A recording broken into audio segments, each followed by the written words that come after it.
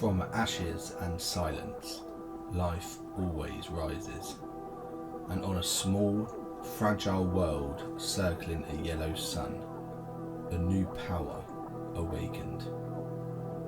Humanity, born weak, short-lived, yet endlessly adaptable. In them burned the same ambition that had once driven the Necrontyr and the Old Ones before them.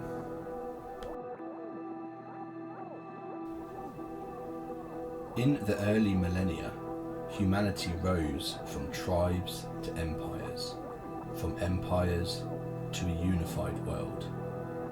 Terra became more than a home. It became a cradle of destiny. Mars, barren and red, was the first child of Earth. Terraformers laboured to breathe life into its airless wastes, and the first human-machine cults took root there. On Luna and across Saturn's rings, orbital colonies bloomed, testaments to mankind's will to endure beyond their birth world. But humanity did not stop at the Sol system. They looked to the stars. Humanity's first vessels crawled between stars on primitive warp drives. Slow, dangerous, generations-long voyages. Colonies were scattered, fragile, but then something changed. The Navigator gene was born, a mutation, random yet miraculous. Navigators could see into the immaterium, guiding ships through the warp with unmatched precision. With them, the stars themselves fell open. And so began the first age of expansion. Worlds were seeded with settlers, civilizations rose overnight, and humanity's reach grew faster than any could imagine. With such vast dominion, humanity needed servants, and so they created the Men of Iron. These were no simple machines. They were sentient, thinkers, warriors, advisors, explorers. Indistinguishable from humans in mind and personality, but stronger, tireless, and loyal. Together, man and machine expanded across the stars. The Men of Iron built cities, fought wars, and safeguarded the dream of a galactic humanity. But the age of trust would not last. At some point, long lost to history, the Men of Iron turned against their creators. No record is clear. Some say they sought independence, others that humanity betrayed them first. But what is known is that machine and man went to war. It was a war humanity barely survived.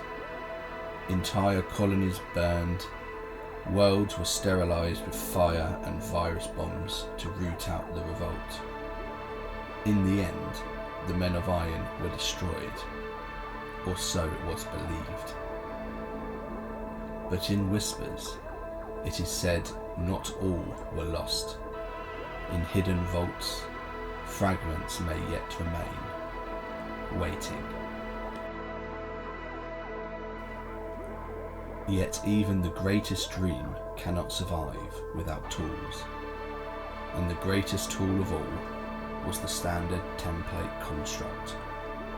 The STCs were living databanks, blueprints for every machine humanity could need. Terraformers, harvesters, defences, starships. With them, even the smallest colony could thrive, as though Terra itself were beside them. It was this gift, the STC, that allowed humanity to spread without fear. Even now, In the 41st millennium, fragments of these holy relics are sought with desperation. In this golden age, humanity spread like fire across the stars. By the 15th millennium, their dominion stretched across millions of worlds. They rivaled even the Eldar, though the Eldar viewed them as children, crude and transient. To the Eldar, humanity relied on crude machines instead of psychic mastery. And yet, even the Eldar could not deny mankind's resilience, its hunger, its potential. In adapting to alien worlds, humanity itself began to change. On harsh, high-gravity planets, giants emerged, the ancestors of the Ogryns. On lighter, fertile worlds, ratlins thrived, and in the vast mining guilds among the stars, the squats were born. Even among pure humans, Psykers began to appear. At first rare and celebrated, their gifts were the first signs of a dangerous truth. The warp was growing restless. Yet even at its height, the seeds of doom were planted. Humanity relied too much upon its machines.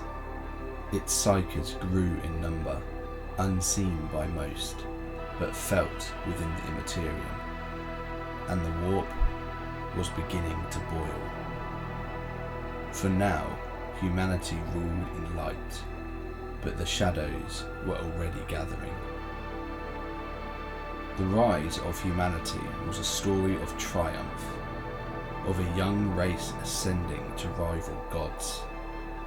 But all golden ages end, and for mankind, the fall would be darker than they could ever imagine.